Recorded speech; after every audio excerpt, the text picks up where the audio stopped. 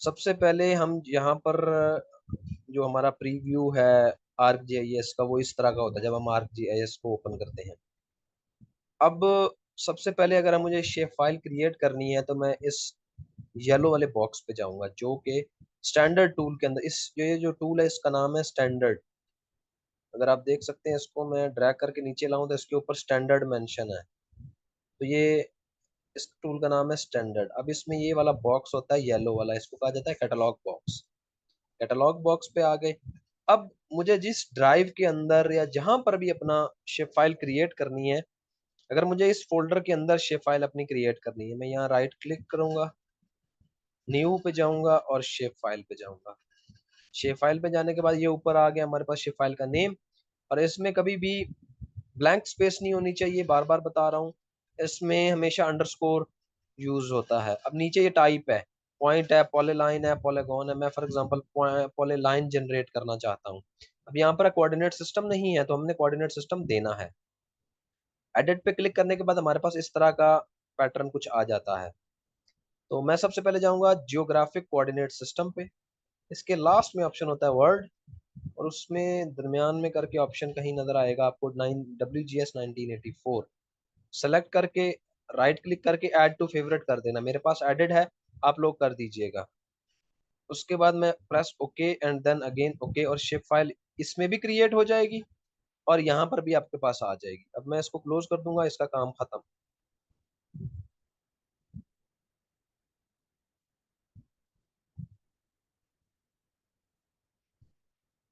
अब ये मेरे पास एक सेटेलाइट इमेज था।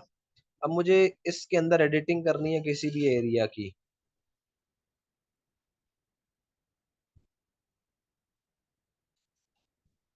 फॉर एग्जांपल ये एक स्ट्रीट है, मुझे इसकी एडिटिंग करनी है।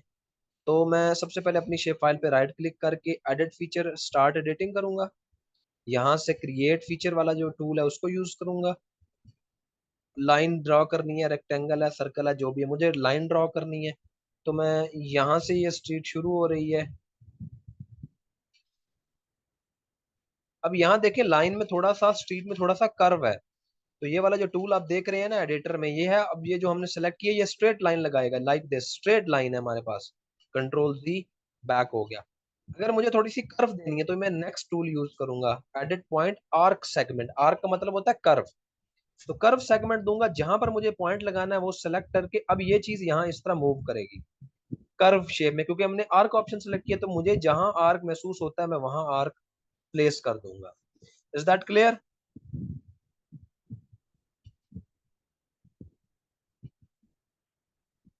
यस। ओके, दोबारा मैं अगेन स्ट्रेट पॉइंट पे आ जाता हूँ, स्ट्रेट लाइन पे। तो ये यहाँ तक आ जाएगी। अब वापस मुझे आर्क में जाना है तो मैं फिर आर्क सेलेक्ट करूंगा और फिर आर्क को यूज करूंगा। अब मुझे यहाँ जाना है। अब ये आर्क सेलेक्ट होगा क्योंकि मुझे, मैं एस्केप का बटन प्रेस करूंगा, दोबारा स्ट्रेट वाले पॉइंट पे क्लिक करूंगा और ये मेरा पॉइंट एंड हो गया। अब अगर मुझे डबल क्लिक करना है यहाँ पर, मैं अगर डबल क्लिक करूंगा तो ये वाली लाइन एक्स्ट्रा हो जाएगी। मुझे ये लाइन नहीं चाहिए। मैं कहता हूँ ये जो पॉइंट लग गया यही आखिरी हो। Right click, finish sketch. Delete sketch करूंगा तो ये जो हमने लाइनें लगाई हुई है ये डिलीट हो जाएंगी। फिनिश स्केच करूंगा तो ये वाली लाइनें हमारे पास यहाँ स्टोर हो जाएंगी। अब मैं और लाइनें लगानी है। अब मुझे ये वाली स्ट्रीट भी कवर करनी है।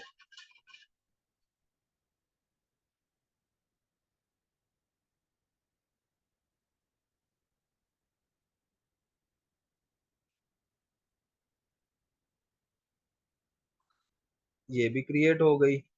अब मुझे ये वाली स्ट्रीट कवर करनी है। ये भी स्ट्रीट हो गई। अब मुझे ये वाली स्ट्रीट लेनी है।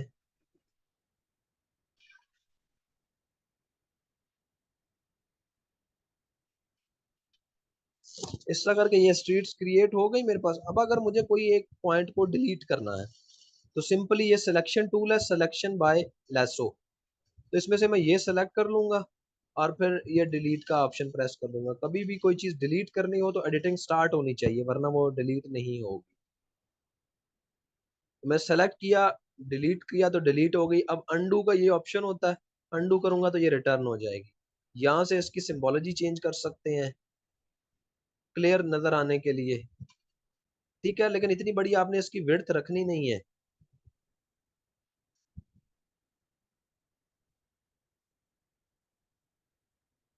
ओके।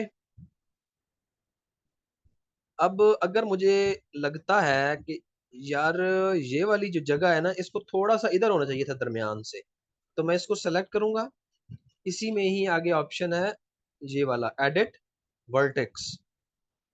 एडिट वर्टेक्स ये करेगा कि जहां जहां पर वर्टेक्स हैं लगे हुए हैं वो वर्टेक्स आ जाएंगे। वर्टेक्स के मैं बिल्कुल ऊपर लेके जाऊंगा तो ये क्रॉस सा बन जाता है। सेलेक्ट करूंगा और ड्रैग करके मैं चेंज कर दूंगा तो ये इसकी सिलेक्शन ड्रैग हो जाएगी, मतलब इसकी पोजीशन चेंज हो जाएगी। दोबारा सेलेक्ट, एडिट वर्टेक्स, इसका वर्टेक्स को सेलेक्ट करके मैं थोड़ा सा आगे लेके जाऊंगा और कहीं पर भी साइड पे क्लिक कर दूंगा तो ये वर्टेक्स इसका चेंज हो गया, एडिट हो गया। फॉर एग्जांपल यहाँ आप सिर्फ सेंटर में से करना चाहते हो, साइड से नहीं करना चाहते। जिस तरह ये चीज है, इसको आप थोड़ा सा और आगे करना चाहते हो क्योंकि यहाँ पर वर्टेक्स है, तो मैं इस वर्टेक्स को लेके आऊंगा और थोड़ा सा आगे कर दूंगा। अगर यहाँ पर भी करना है और यहाँ वर्टेक्स नहीं है तो क्या करूंगा, सेलेक्ट करके एडिट वर्टेक्स, अब वर्टेक्स तो नहीं है तो मैं राइट क्लिक करके इंसर्ट वर्टेक्स कर दूंगा तो यहाँ पर वर्टेक्स आ गया।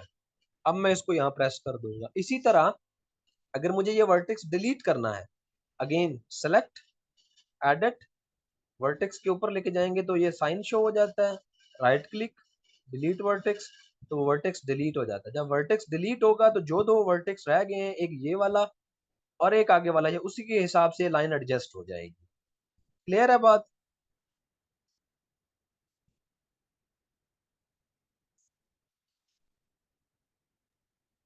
जी।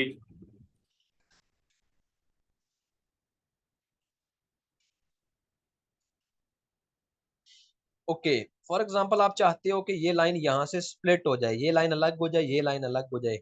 उसके लिए ये एडिटर में ही टूल है ये वाला, स्प्लिट टूल। स्प्लिट टूल करके कॉर्नर पे रख के प्रेस करेंगे तो ये लाइन अलग हो गई, ये लाइन अलग हो गई। अब चाहते हो कि ये भी अलग हो जाए इस कॉर्नर से, अगेन स्प्लिट टूल और अगेन सेंटर पे प्रेस करके ये अलग, ये अलग, ये अलग।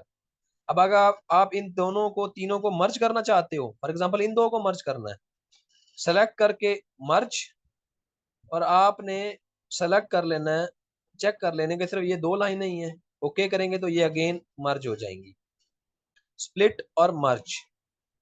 ओके। अब फॉर एग्जांपल अब चाहते हो कि ये वाली जो लाइन है इसकी शेप थोड़ी सी चेंज करनी है मुझे, सेलेक्ट करके ये वाला टूल है रीशेप का, रीशेप पे क्लिक करोगे, यहाँ क्लिक किया, यहाँ क्लिक किया, यहाँ क्लिक किया, डबल क्लिक कर देंगे तो फीचर की शेप चेंज हो जाएगी। लेकिन यहाँ पर अब नहीं हो सकती क्योंकि उसकी हमने प्रॉपर सिलेक्शन सही नहीं की।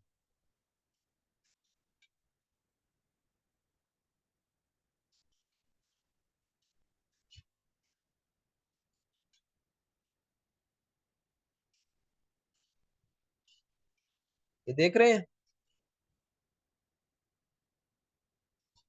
मतलब ये है कि मैं यहाँ से चाहता था कि गोल हो जाए तो मैं यहाँ क्लिक करूंगा, यहाँ, या बल्कि मैं आर्क बना देता हूँ, आर्क लेके आया, सेलेक्ट करके मैंने आर्क सेलेक्ट कर दी। उसके बाद अगेन स्ट्रेट पे वापस उसी लाइन पे हमने दोबारा आना है, तब वो शेप को चेंज करेगा वरना नहीं करेगा। अब यहाँ आके मैं राइट क्लिक करके फिनिश स्केच करता हूँ तो यहाँ से उसने उसकी शेप चेंज कर दी। ये चीज होती है रीशेपिंग। ठीक हो गया। अब इतना आज के लिए काफी है, सो आप प्रैक्टिस करते रहें बाकी।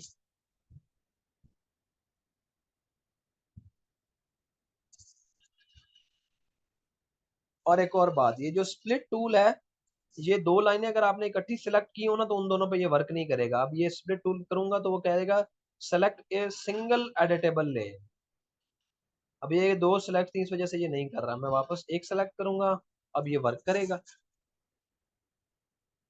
उसी तरह आप इस टूल को यूज करके देखो, ये टूल क्या है, ये क्या है, ये चीजें आप ये चेक करें, ये क्या है, ये क्या है, ये क्या है, ये क्या है, ये सारी चीजें आप आहिस्ता आहिस्ता प्रैक्टिस करने से सीखोगे।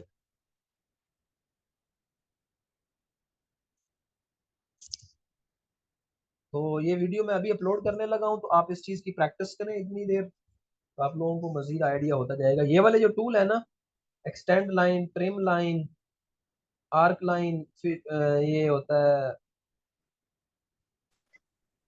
ये टूल है, ये भी डिफरेंट फिलेट टूल, ये लाइन को थोड़ा सा टेढ़ा करने के लिए होता है। तो आप इसकी प्रैक्टिस करें तो आप लोगों को आइडिया होता रहेगा कि क्या हो रहा है।